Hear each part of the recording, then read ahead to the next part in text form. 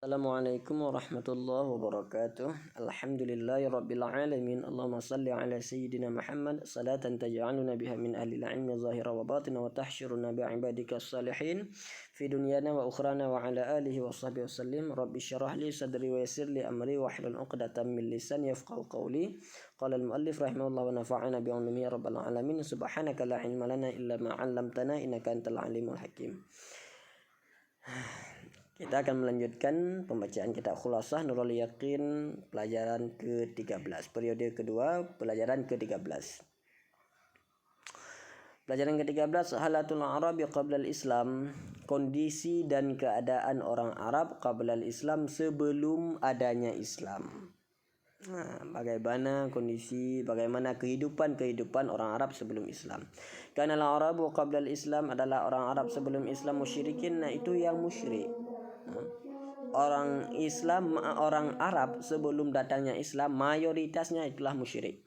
Ya'buduna al-asnam, menyembah oleh mereka akan berhala-berhala, wa yuqaddisunaha, dan menganggap suci oleh mereka akannya asnam, akannya berhala-berhala. Mereka sembahannya apa? Sembahannya adalah berhala-berhala, patung-patung. Malah di sisi Ka'bah, di samping Ka'bah itu banyak patung-patung sebelum masuknya sebelum Islam.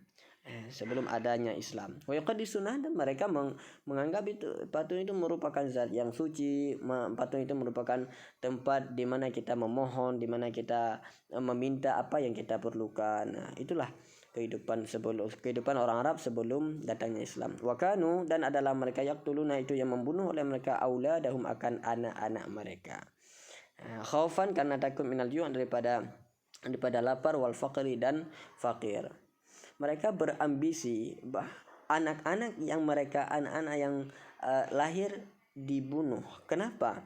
Karena mereka mengkhawatirkan tentang apa yang akan mereka makan di kemudian hari, apa yang akan mereka berikan kepada di kemudian hari. Mereka beranggapan bahwa dengan banyaknya bertambah anak, bertambah keluarga, bertambah orang yang harus mereka tanggung biaya hidupnya, maka mereka menganggap itu merupakan celah ataupun jalan menuju kepada kefakiran. Takut mereka nanti bagaimana kalau seandainya kami nggak bisa memberi makan, bagaimana nanti makanan yang memang itu bahagian kami, namun kami harus berbagi kepada anak-anak kami. Itu merupakan pemikiran pemikiran orang-orang Arab sebelum Islam.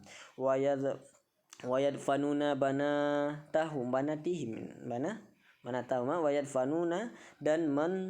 wayadfanuna, dan mengubur oleh mereka, menanam oleh mereka banatahum, akan anak-anak perempuan mereka, wahunna, padahal bermula anak-anak perempuan hayatun, itu yang masih hidup, khasyiyatan, ini maf'ul min ajlih, karena takut al-ari sama juga ari ini miskin, wal aibi, dan aib. Ari ini juga aib juga, ari dan aib ini sama, aib, karena takut aib. Mereka beranggapan bahwa lahirnya anak perempuan di dalam keluarga mereka itu merupakan suatu aib, suatu hal yang semua orang maunya tidak diketahui oleh orang banyak. Itu anggapan mereka. Anak-anak perempuan di kala jahiliyah itu harganya bukan murah, malah tidak ada harga. Berbeda. Kemudian datanglah Rasulullah membawa ajaran, membawa argumen-argumen yang menyatakan bahwa an-nisa wa imadul bilad, ini perempuan merupakan tiang daripada suatu negeri, tiang daripada suatu daerah. Jika perempuan baik, maka baiklah seluruh daerah, seluruh wilayah, seluruh negeri, dan jika buruk perempuan, maka buruklah seluruh negeri. Sehingga sampai sekarang, maka setelah Rasulullah mengangkat derajat perempuan, menghargakan perempuan dengan harga yang mahal, sehingga sekarang kita para laki-laki pun agak kesusahan ya dalam mendapatkannya karena ya terlalu mahal dan maharnya pun sudah semakin menaik harganya ya.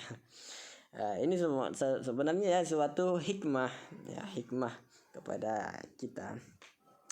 Wakan dan adalah mereka mutanafirina itu yang saling berlawanan lah mereka, mutasyajirina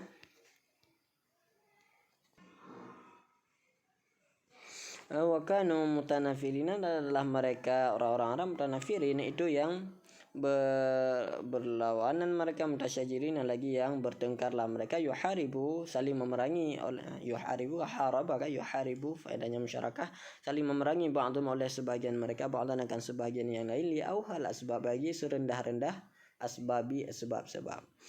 Mereka bertengkar merupakan hobi ataupun kesenangan mereka, dan mereka akan memerangi sebahagian yang lain dengan sebab-sebab yang sepele, bukan sebab-sebab yang besar. Kalau seandainya diperangi, kita memerangi seseorang karena sebab yang besar, itu merupakan sesuatu hal yang lumrah dan wajar. Namun ini orang-orang Arab, orang-orang jahiliyah dulu, karena hal sepele pun bisa menjadi penyebab terjadinya peperangan, terjadinya permusuhan. Begitulah kehidupan jahiliyah sebelum datangnya Islam.